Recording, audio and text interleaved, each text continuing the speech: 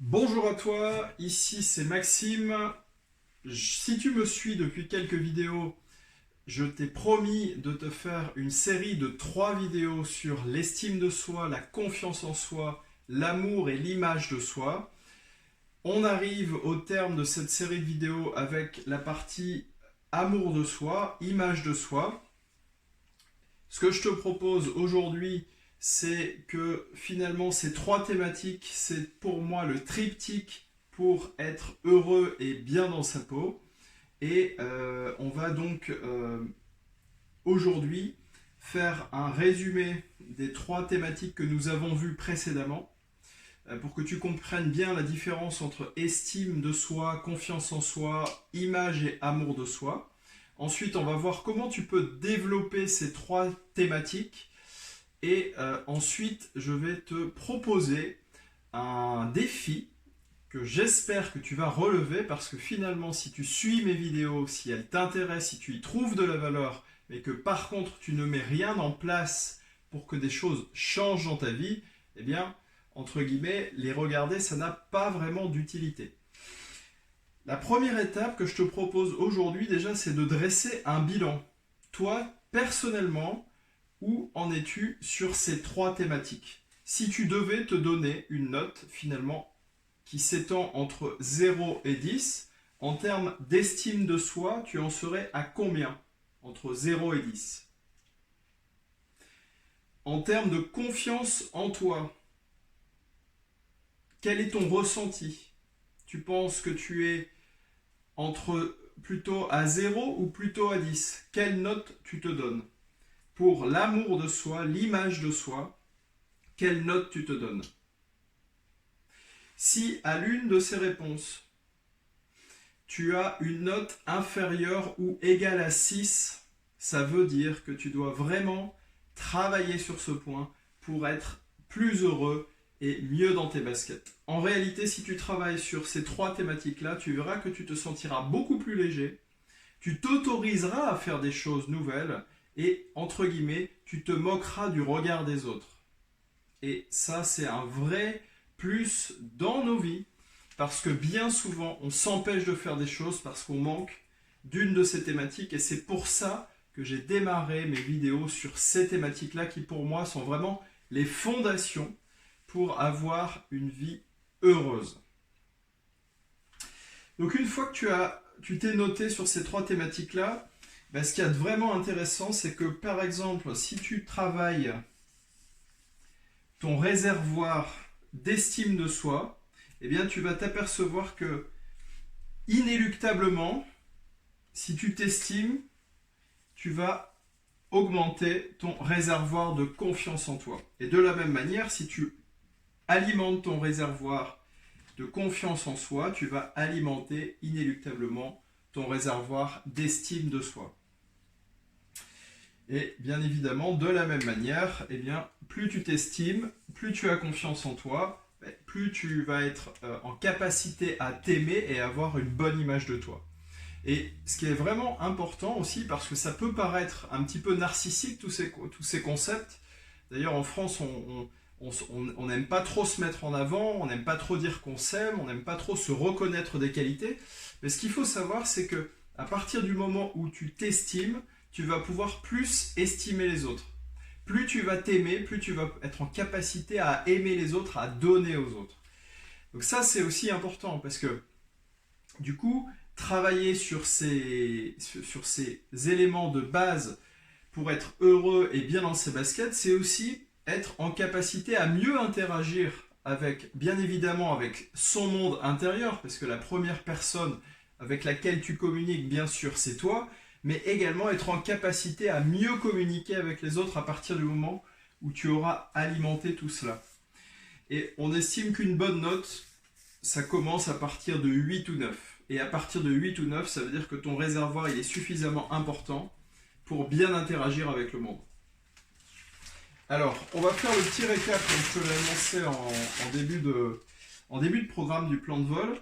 Alors, finalement, l'estime de soi, c'est la valeur que tu t'accordes en tant que personne. En fait, c'est la réponse que tu donnes à combien je vaux en tant que personne. Et on a développé dans mes précédentes vidéos l'estime de soi inconditionnelle. C'est-à-dire que pour m'estimer pleinement, eh bien, je n'ai rien à prouver, rien à démontrer. Je peux m'estimer pleinement uniquement parce que je suis un être humain, que je suis un miracle de la nature, parce que, eh bien, je suis né parmi des millions de spermatozoïdes. Il y a tout un contexte qui s'est articulé pour pouvoir me donner la naissance et me donner la vie. Et donc, à ce titre, eh bien, tu peux vraiment t'estimer pleinement. Donc, l'estime de soi, c'est la valeur que je me donne en tant que personne. La confiance en soi, on est dans le faire, c'est-à-dire comment ma capacité à aller, à oser aller dans la direction qui me porte, c'est-à-dire ma capacité à faire. L'amour de soi, c'est l'être, c'est moi, ma valeur en tant que personne. La confiance en soi, c'est ma capacité à agir, à prendre des risques.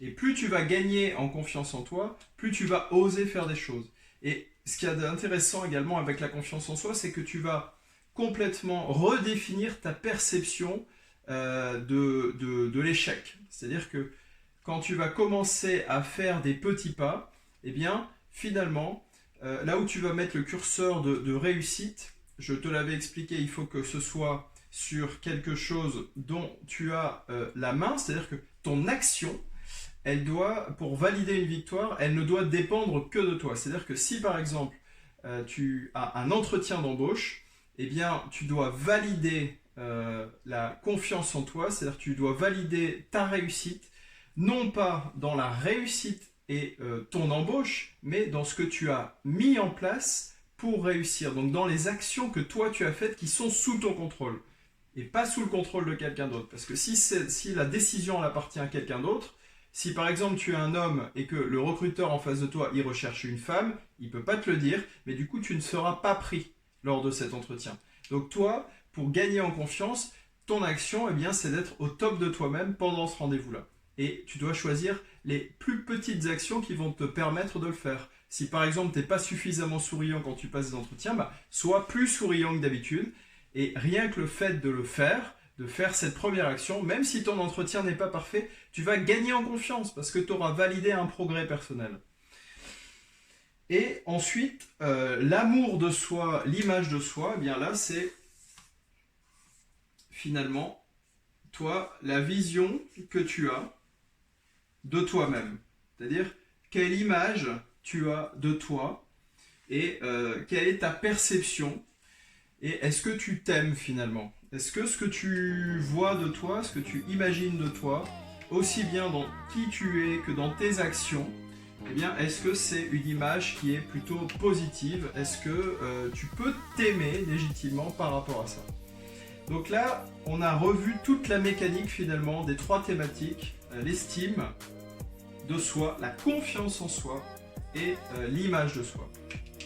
Une estime de soi inconditionnelle, ça veut dire qu'elle ne dépend d'aucun élément extérieur. Et quand tu as de l'estime finalement, ça veut dire que quoi que tu fasses, même si c'est un échec, même si tu fais des choses mal, eh bien, ça ne remet pas en cause la valeur que tu as en tant que personne. Et c'est pour ça qu'il faut vraiment développer une estime de soi inconditionnelle. Ensuite, la confiance en soi, c'est quelque chose qui se travaille. Des petites actions quotidiennes qui te font sortir de ta zone de confort et sortir de tes habitudes, eh bien, naturellement, tu gagnes en confiance en toi. Et l'image de soi, l'amour de soi, aujourd'hui, je vais te proposer une clé, 2 actions qui vont te permettre d'améliorer ton image de toi, d'améliorer ta confiance en toi. Alors, je vais te proposer 2 actions aujourd'hui. Une action interne, c'est-à-dire qui ne dépend que de toi, et une action externe, c'est-à-dire que là, tu vas devoir faire appel à des personnes de ton environnement pour alimenter ton image de toi, renforcer l'image que tu as de toi-même et renforcer l'amour que tu as de toi-même. Alors, en interne, ce que je vais te proposer de faire, c'est de lister toutes les valeurs que tu portes, les valeurs qui sont importantes pour toi.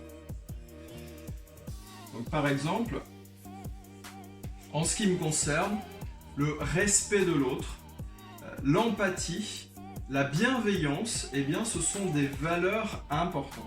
Et à partir du moment où je pose mes valeurs, eh bien, je peux regarder ça d'un point de vue extérieur en me disant, bah, finalement, c'est-à-dire que là, je vais me regarder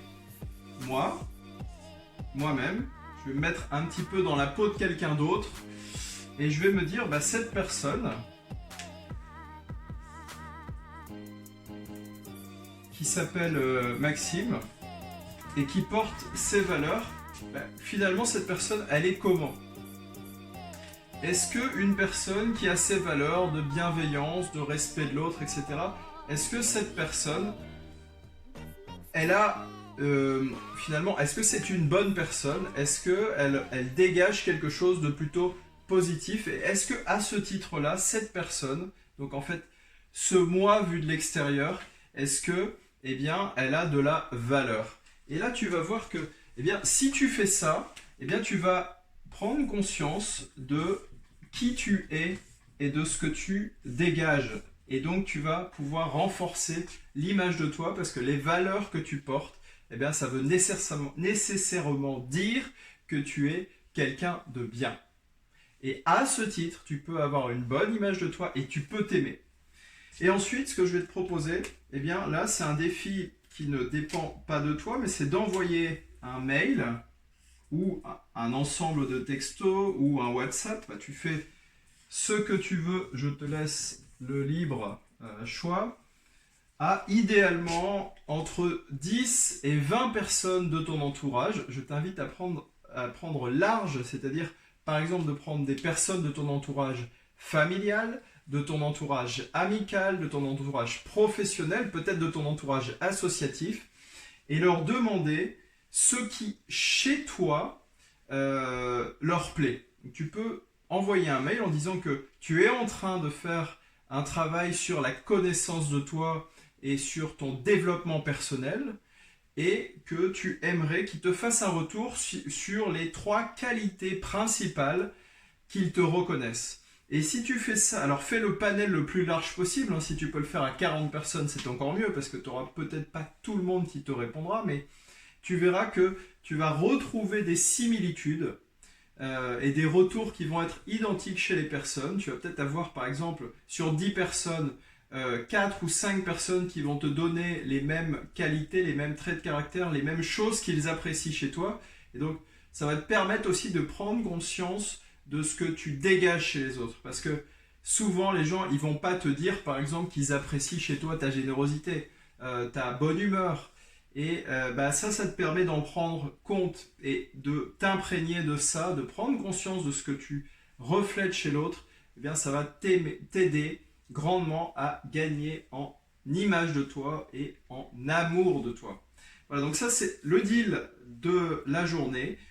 Je t'invite à passer à l'action. Encore une fois, je te le rappelle, regarde mes précédentes vidéos sur l'estime de soi, la confiance en soi. Ça t'aidera à augmenter ces 2 critères et finalement à avoir une vie bien meilleure, bien plus enrichissante, bien plus riche. Et sache que 95% des personnes, oui, 95% des personnes en fin de vie ont des regrets.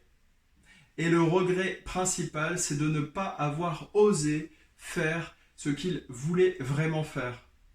Donc ça, c'est vraiment quelque chose qui m'a marqué. Et pourquoi finalement on ne fait pas ce qu'on a réellement envie de faire, ce qui est réellement important pour soi, c'est parce qu'on a trop peur du jugement des autres. On n'a pas assez confiance en nous et on a l'impression qu'on n'a pas suffisamment de valeur. Qui je suis, moi, finalement, pour faire ça et montrer le meilleur côté de moi-même, m'ouvrir au monde. Et pourtant, c'est le plus beau cadeau que tu peux faire à ton entourage, c'est d'être toi-même, de t'aimer et de partager tout ce que tu as à partager, parce que je suis certain que tu as plein de qualités et on a tous un potentiel en nous qui est beaucoup plus important que ce que l'on perçoit. Je te dis à très bientôt pour une prochaine vidéo. N'hésite pas à me mettre des commentaires pour me donner des sujets qui pourraient t'intéresser et que je vais pouvoir développer dans des vidéos.